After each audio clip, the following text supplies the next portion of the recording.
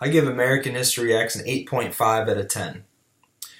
American History X is a very compelling and provocative story that is led by an amazing performance from Edward Norton.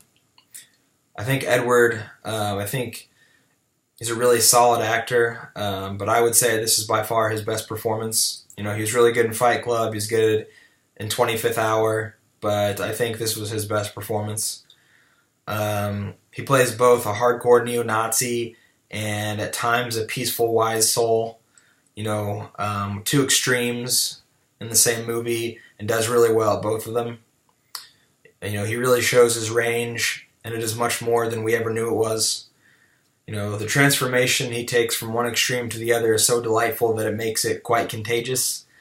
Besides a great performance from Norton, the film offers a lot of powerful meaning and really an important overall message. I'd say the only real flaw is that the movie relies a little too much on Norton's powerful performance, and so is a little weaker in other areas, but it's still an overall, really solid film. I think it's something that a lot of people need to see, a lot of young people. You're kind of presented with two paths. There's a right path and a wrong path, and just trying to find the right path. And this movie has a really good, really shows that, and how going down a wrong path can have terrible consequences. It shows how bad racism is. Unfortunately, this movie is still very relevant. It was made in the late 90s, but it's still very relevant. Racism is very much alive, unfortunately. So it's a quite powerful movie. So the main character, Derek, is a neo-Nazi who helps kind of lead a small unit of other neo-Nazis, doing all kinds of stupid crap.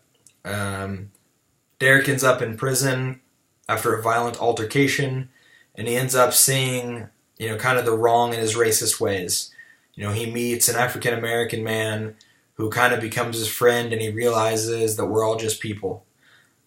And so after being released from prison, he finds that his younger brother, Danny, is now following in his footsteps of being a neo-Nazi. So Derek aims to help Danny realize this is not the right path. Jordan says that racism is deadly.